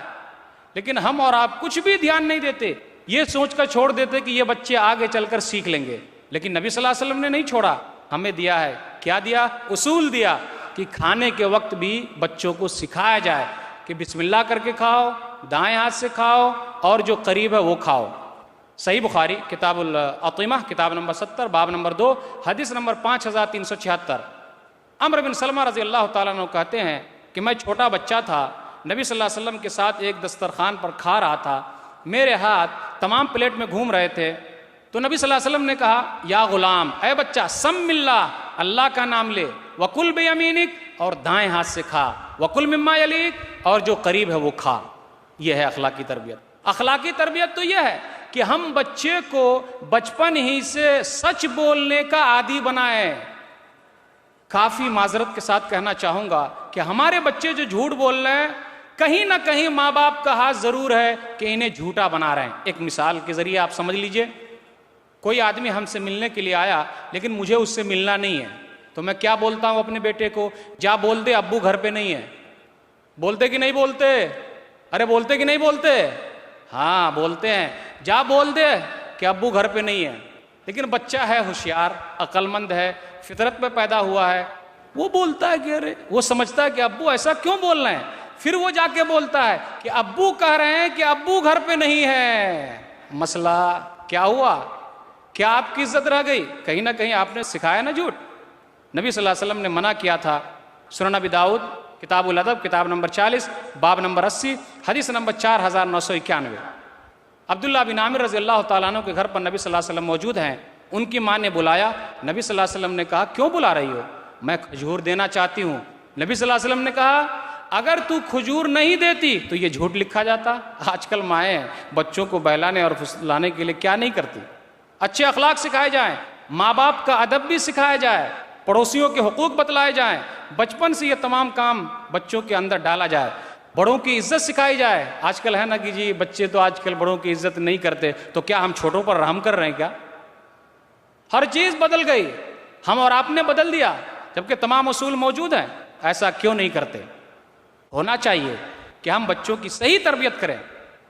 اب میں چند باتیں آپ کے سامنے جنسی تربیت کے تعلق سے رکھنا چاہتا ہوں. جنسی تربیت سے مراد میں اس جنس کی بات نہیں کر رہا جو آج کل دنیا والے مطالبہ کر رہے ہیں, اس کی بات میں نہیں کر رہا ہوں. جنسی تربیت سے مراد جب بچے بالغ ہو جائیں تو ہم اور آپ کیا کریں؟ انہیں بلوغت کے احکام بتلائیں. مائیں اپنی بچیوں کو حیض کے احکام بتلائیں, غسل کے احکام بتلائیں, وہ تمام کام بتلائیں جس کے ذریعے بلوغت کا ذکر قرآن اور حدیث میں موجود ہے, تاکہ وہ صحیح طریقے سے اپنی زندگی گزار سکیں. جیسے جب بچہ بالغ نہیں ہوا ہے تو گھر میں جب داخل ہو تو 3 اوقات اجازت لے کر آئے. پھر اسی طرح جب وہ بالغ ہو جائیں تو ہمیشہ اجازت لے کر آئیں. ہو سکتا ہے ماں باپ کسی اور حالت میں ہو. جب بچہ بالغ ہو جائے تو اس کی شادی کا اہتمام کیا جائے اور جلدی شادی کی جائے. آج کل نوجوانوں سے بھی مجھے شکایت ہے, شکایت کرتے کیا آپ شادی کی بات کرتے ہیں, ابھی ہم لوگ پاؤں پر کھڑے ہی نہیں ہوئے, جب کھڑے ہو جائیں گے تو شادی کریں گے. الحمدللہ ابھی بھی آپ پاؤں ہی پر کھڑے ہیں, پاؤں ہی سے تو چلتے ہیں. اللہ تعالیٰ کوئی نہ کوئی راستہ نکال دے گا. نبی صلی اللہ علیہ وسلم نے بار بار ابھارا ہے نوجوانوں کو جلدی شادی کرو. قرآن میں رب نے کہا وَأَنكِحُوا الْأَيَامَ مِنكُمْ, سورہ نور سورہ نمبر 24 آیت نمبر 32 سے, کہ تم نکاح کرواؤ. کن کا؟ ان کا نکاح کرواؤ جن کے پاس ہے نہیں. جیسے عورت ہے, شوہر نہیں ہے, شوہر کا انتظام کیا جائے. پھر اسی طرح اگر مرد ہے, بیوی نہیں ہے, اس کا انتظام کیا جائے. اگر آپ بچے کی صحیح تربیت کرتے ہیں تو آپ کا فائدہ ہوگا. یہاں بھی فائدہ ہوگا، نام روشن ہوگا، یہ کس کا بیٹا ہے؟ فلاں کا بیٹا ہے، صحیح تربیت کی ہے، اور اگر آپ دنیا سے آپ چلے گئے تو آپ کے لیے صدقہ جاریہ ہے۔ صحیح مسلم کی روایت ہے، کتاب الوصیہ، کتاب نمبر 25، باب نمبر 3، حدیث نمبر 1631۔ اور اگر آپ نے صحیح تربیت نہیں کی تو یہی بچے آپ کے دشمن ہیں۔ سورہ تغابن، سورہ نمبر 64، آیت نمبر 14 یا پھر آیت نمبر 15، یہ دشمن ہے۔ اس لیے تیاری کیجئے اور بچے کی ہر ناحیے سے تربیت کیجئے۔ بچوں کے درمیان ناانصافی نہ کیجئے، ہر ایک کو برابر سے لیجئے، زیادہ مت ڈرائیے، ان کے لیے دعاؤں کا اہتمام کیجئے، اللہ سے مانگیے اور پوری زندگی لگائیے، ورنہ قیامت کے دن آپ سے پوچھ لیا جائے گا۔ میں اس دعا کے ساتھ آپ سے رخصت ہو رہا ہوں جو بہت اہم دعا ہے، سورہ فرقان، سورہ نمبر 25، آیت نمبر 74، ربنا هب لنا من ازواجنا وذریاتنا قرۃ اعین واجعلنا للمتقین اماما۔ اے ہمارے رب، ہمارے لیے ہماری اولاد میں سے آنکھوں کی ٹھنڈک بنا اور تو ہمیں نیک لوگوں کا امام بنا۔ اللہ تعالیٰ سے دعا ہے کہ اللہ تعالیٰ ہم لوگوں کو اپنے اولاد کی صحیح تربیت کرنے کی توفیق دے، آمین۔ وآخر دعوانا الحمدللہ رب العالمین، وصلی اللہ علی نبینا محمد وآلہ وصحبہ اجمعین، والسلام علیکم ورحمۃ اللہ وبرکاتہ۔ جزاک اللہ مولانا ثناء اللہ صاحب۔ یہی مائیں تھیں جن کی گود میں اسلام پلتا تھا، یہی مائیں تھیں جن کی گود میں اسلام پلتا تھا، انہی گودوں میں انسان نور کے سانچے میں ڈلتا تھا۔ اور علامہ اقبال نے بھی نوجوانوں کو، بچوں کو دعائیں دی ہیں، وہ دعائیں آپ بھی سنتے چلیں۔ جوانوں کو میری آہ سحر دے، جوانوں کو میری آہ سحر دے، پھر ان شاہی بچوں کو بال و پردے، خدایا آرزو میری یہی ہے، میرا نور بصیرت عام کر دے۔ گزارش کرنا چاہوں گا میں تمام سامعین سے کہ ہمارے والنٹیئر حضرات لیڈیز میں بھی اور بھائیوں میں بھی کوشچن سلپ لے کر کھڑے ہوئے ہیں۔ جن بھائی کو کوئی سوال کرنا ہو یا لکھنا ہو وہ لکھ کر اپنا نام اور پروفیشن، پیشہ لکھ کر بھیج سکتے ہیں۔ اب ہمارا اس اجلاس کا جو دوسرا سیشن ہے وہ سوال و جواب کا، وہ ہم شروع کرتے ہیں۔ ایک بھائی ہیں طلحہ شیخ، ان کے شاید 2 سوالات ہیں۔ پہلا سوال یہ ہے کہ کیا اولاد کی مانگیں پوری کرنی چاہیے؟ کیا اولاد کی مانگیں پوری کرنی چاہیے؟ دلیل کے ساتھ جواب دیجیے۔ بھائی نے سوال کیا، کیا اولاد کی مانگیں پوری کرنی چاہیے؟ دلیل کے ساتھ جواب دیجیے۔ اولاد کی اگر جائز مراد ہے تو اس کو پوری کرنے میں کوئی حرج نہیں ہے، لیکن یہ دیکھیں کہ اگر بار بار آپ پوری کر رہے ہیں اور اس کے ذریعے وہ حرام کام کی طرف جا رہا ہے تو کہیں ایسا نہ ہو کہ آگے چل کر وہ آپ کے لیے نقصان ہو، تو آپ اس میں بھی رکاوٹ لائیے، بیچ میں کچھ دیر کے بعد دیجئے یا پھر کچھ دنوں کے بعد دیجئے، کچھ مہینوں کے بعد دیجئے، کیونکہ بار بار ہر مراد پوری کرنے سے وہی بچہ آگے چل کے آپ کے لیے نقصان ہو سکتا ہے۔ کیونکہ قرآن مجید کی وہ آیت میں نے اخیر میں جو پڑھی تھی وہ یہی نا، انما اموالکم واولادکم فتنہ، سورہ تغابن، سورہ نمبر 64، آیت نمبر 15 ہے۔ آیت نمبر جو 14 اس میں یہی لکھا ہوا ہے۔ کیا لکھا ہوا ہے؟ یا ایھا الذین آمنوا ان من ازواجکم واولادکم عدوا لکم، اے ایمان والو تمہاری بعض بیویاں اور تمہارے بعض بچے دشمن ہے، کیونکہ آپ بار بار اس کی مراد کو پوری کریں گے، ناجائز مراد بھی پوری کریں گے تو یہی آپ کے لیے کیا ہو جائیں گے؟ دشمن ہو جائیں گے اور آپ کے لیے نقصان دہ ہیں۔ اس لیے مجھے امید ہے کہ جو جائز مرادیں ہیں اس کو ضرور پوری کیجئے، لیکن جائز میں بھی اس طریقے سے نہ ہو جو آپ کے لیے نقصان دہ ہو جائے، تو اس سے آپ دور رہیے۔ واللہ عالم بالصواب۔ ایک بھائی ہیں ایس اے خان، ان کا سوال یہ ہے کہ نئی روشنی، نیا فیشن و نئی ایجادات کے ماحول میں بچوں کی تربیت کیسی ہو جبکہ پریس، میڈیا وغیرہ تمام بے حیائی پر مبنی ہے؟ بھائی نے سوال کیا کہ آج کل کا جو ماحول ہے، ہر طریقے کا ماحول ہے، بچوں کی تربیت کیسے ہونی چاہیے؟ میں نے جب تقریر شروع کی تھی تو اس وقت 3 چیزیں میں نے ذکر کی تھی کہ اچھی تربیت کہاں سے آپ شروع کر سکتے؟ اپنے گھر سے کیجئے، پھر اس کے بعد مدرسے بھی ہیں، مدارس ہے، جامعات ہے، اسکول ہے، پھر اسی طرح مسجدیں ہیں، پھر اس کے بعد ماحول ہے۔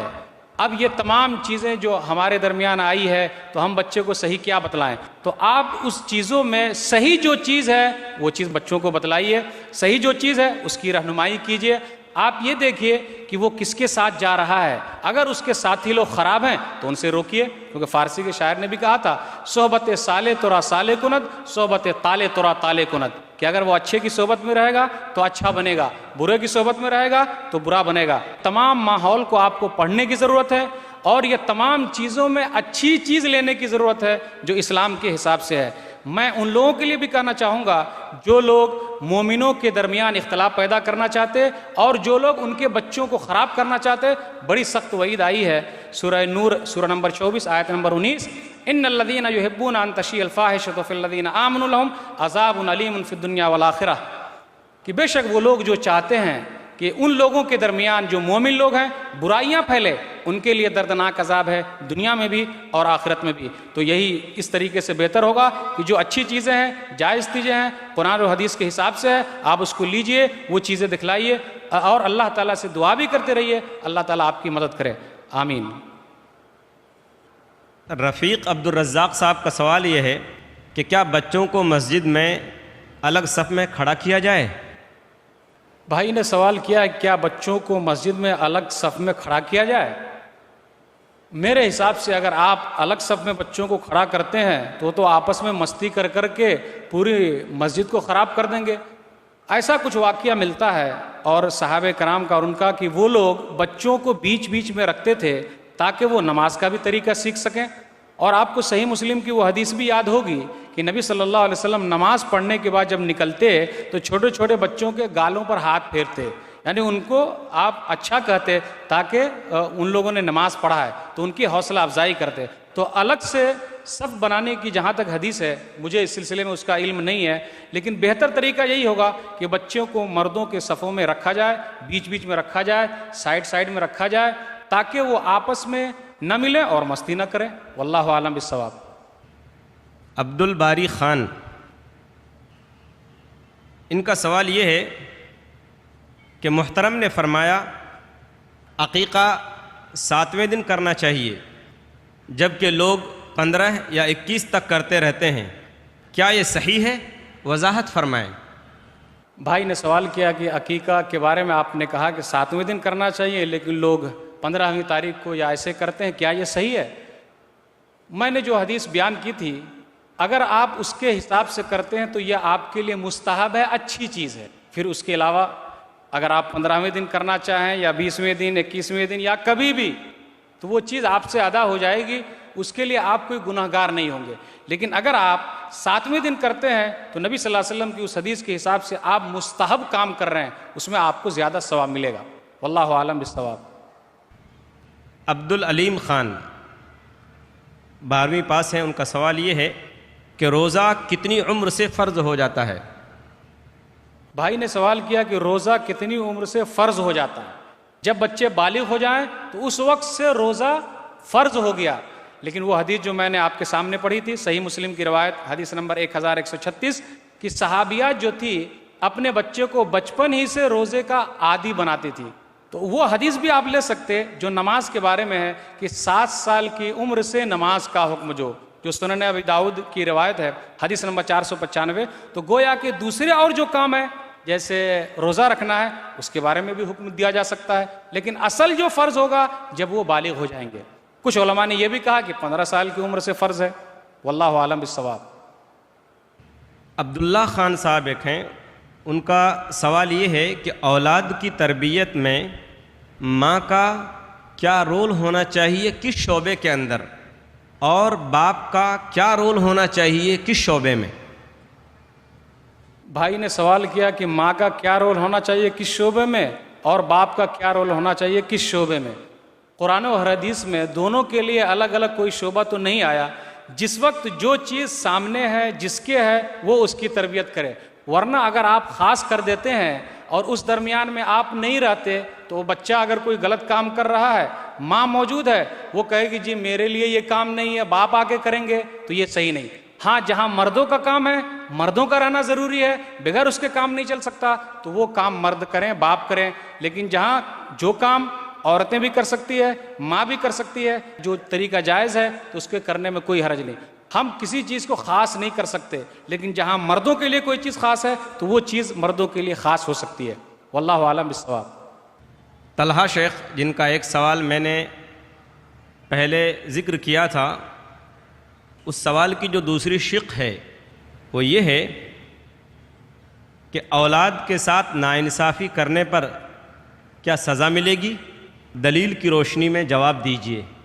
بھائی نے سوال کیا، کیا اولاد کے ساتھ ناانصافی کرنے پر سزا ملے گی؟ ایک حدیث میں آپ کو سنا دیتا ہوں۔ صحیح مسلم کی روایت ہے، کتاب الہباد، کتاب نمبر 23، باب نمبر 3، حدیث نمبر 1631۔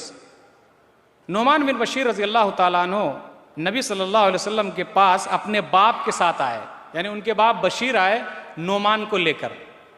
کہا اللہ کے رسول میں نے نعمان کو کچھ مال دے دیا ہے۔ اللہ کے رسول نے کیا پوچھا؟ افعلت ھذا بولدک کلہم، کیا تو نے یہ مال اپنے تمام بچوں کو دیا ہے؟ بشیر نے کہا لا، میں نے نہیں دیا۔ تو نبی صلی اللہ علیہ وسلم نے کیا کہا؟ اتقوا اللہ واعدلوا فی اولادکم، اللہ سے ڈرو اور اپنے بچوں کے درمیان انصاف کرو۔ یہ حقوق العباد ہے، بندے کا حق ہے۔ اگر بندہ معاف نہیں کرے گا تو اللہ بھی معاف نہیں کر سکتا۔ اللہ کا حق رہتا تو اللہ معاف کر سکتا تھا، لیکن یہ حقوق العباد ہے، بندوں کے حقوق ہے۔ میرے علم کے حساب سے ماں باپ سے پوچھا جائے گا، اور میں وہ حدیث پڑھ دوں تو شاید کہ بہتر رہے گا۔ وہ حدیث یہ ہے، صحیح بخاری کی روایت ہے، کتاب النکاح، کتاب نمبر 67، باب نمبر 91، حدیث نمبر 5200، کلکم رائن و کلکم مسئول عن رعیہ، ہر آدمی چرواہا ہے، مطلب ذمہ دار ہے، اور اس سے ذمہ داری کے بارے میں قیامت کے دن پوچھا جائے گا۔ والامیر و رائن، جو آدمی ذمہ دار ہے، لیڈر ہے، وہ بھی ایک ذمہ دار ہے، قیامت کے دن پوچھا جائے گا۔ آدمی ذمہ دار ہے اپنے گھر والوں پر اور اپنے بیوی پر، قیامت کے دن پوچھا جائے گا۔ اور عورت بھی ذمہ دار ہے اپنے بچوں پر اور شوہر کے گھر پر، قیامت کے دن پوچھا جائے گا۔ کلکم رائن و کلکم مسئول عن رعیہ، ہر آدمی ذمہ دار ہے اور اس کو اس کی ذمہ داری کے بارے میں پوچھا جائے گا۔ تو کیا اس ذمہ داری کے بارے میں پوچھا نہیں جا سکتا؟ اللہ چاہے تو پوچھ سکتا ہے، اللہ چاہے تو سزا دے سکتا ہے۔ اس لیے لوگوں کو اولاد کے درمیان ناانصافی کرنے سے دور رہنا چاہیے۔ تبھی تو نبی نے کہا تھا اللہ سے ڈرو، گویا کہ یہ بہت اہم چیز ہے جس سے ڈرایا جا رہا ہے کہ آدمی وہ کام نہ کرے۔ واللہ اعلم بالصواب۔ سلمہ خانم، ان کا سوال یہ ہے کہ آج کل اکثر نوجوان غیر مسلم لڑکا لڑکیوں سے شادی کر رہے ہیں، اس فتنے پر جواب دیں۔ بہن نے سوال کیا کہ آج کل اس طریقے سے جو شادیاں ہو رہی ہے، اس سلسلے میں جواب دیں۔ آخر یہ سب ہوتا کیوں ہے؟ اس کے اسباب پر آپ غور کیجئے تو پتہ چلے گا۔ ماں باپ اس کے سب سے بڑے ذمہ دار ہیں۔ میں تو بغیر کسی خوف سے یہ کہنا چاہوں گا کہ جب پڑوسی کچھ کرتا ہے تو یہی ماں باپ کیا بولتے ہیں کہ ابھی چلو، جب بڑے ہو جائیں گے تو سیکھ لیں گے۔ کالج میں جا کر جب ادھر ادھر کرتے، ارے چلے گا، کوئی حرج کی بات نہیں۔ اسلام نے پہلے کہا نا کہ سب کو الگ رکھا جائے، مردوں کو الگ، عورتوں کو الگ، کیونکہ جب دونوں ساتھ میں رہیں گے تو تیسرا شیطان آ جاتا ہے۔ نہیں نہیں، ہماری بیٹی تو بہت صاف ہے، میرا بیٹا تو بہت صاف ہے، غلط کام نہیں کرتا، معلوم ہے کتنے صاف ہیں۔ شیطان بیچ میں آ کر سب صفائی کو دھل دیں گے۔ پھر یہی لوگ کیا کرتے؟ لے جاتے۔ کہاں لے جاتے؟ وہ تو سبھی کو معلوم ہے کہاں لے جاتے، اور آج کل بہت ایسا چل رہا ہے۔ تو یہ کون اس کے ذمہ دار ہے؟ ماں باپ سب سے بڑے ذمہ دار ہیں۔ یہ بھی چیز ہے کہ یہ چیز ایسی کیوں ہو رہی ہے کہ ماں باپ جلدی شادی نہیں کر رہے ہیں۔ کیا بولتے ہیں؟ ابھی میرا بیٹا کتنے سال کا ہوا ہی ہے، اور بڑا ہوگا، کیونکہ اس کی کمائی جو کھا رہے ہیں۔ میری بیٹی کتنے سال کی ہوئی ہے؟ ارے کوئی اچھا داماد مل کر رہا ہے۔ میری بیٹی کتنی اچھی ہے، آدمی ملتا ہے، ارے کوئی موٹا ہے، ناٹا ہے۔ میری بیٹی کتنی پڑھی لکھی ہے، کوئی مل نہیں رہا۔ کرتے کرتے عمر کو برباد کر دیتے، پھر کیا ہوتا ہے؟ شیطان بھٹکاتا ہے اور یہ لوگ دوسرے راستے پر چلے جاتے ہیں۔ تو یہی ماں باپ ناراض ہو جاتے، بیٹے نے ناک کٹوا دی اور بیٹی نے ناک کٹوا دی۔ ضروری ہے شادی میں جلدی کیا جائے، دیندار لڑکا مل جائے شادی کر لو، اخلاق والا مل جائے شادی کر لو۔ مالدار نہیں ہے تو کیا ہوا، اللہ آج کل دے دے گا، کیونکہ مال تو ایک وراثت ہے، آج اس کے پاس تو کل اس کے پاس تو پرسوں اس کے پاس۔ یہ تمام کام اس لیے ہو رہے ہیں کہ ماں باپ اس کے سب سے بڑے ذمہ دار ہیں۔ وہ کوتاہی کرتے تو یہ بچے بھٹک جاتے ہیں۔ اللہ تعالیٰ سے دعا ہے کہ اللہ تعالیٰ ہم لوگوں کو سمجھ دے، آمین۔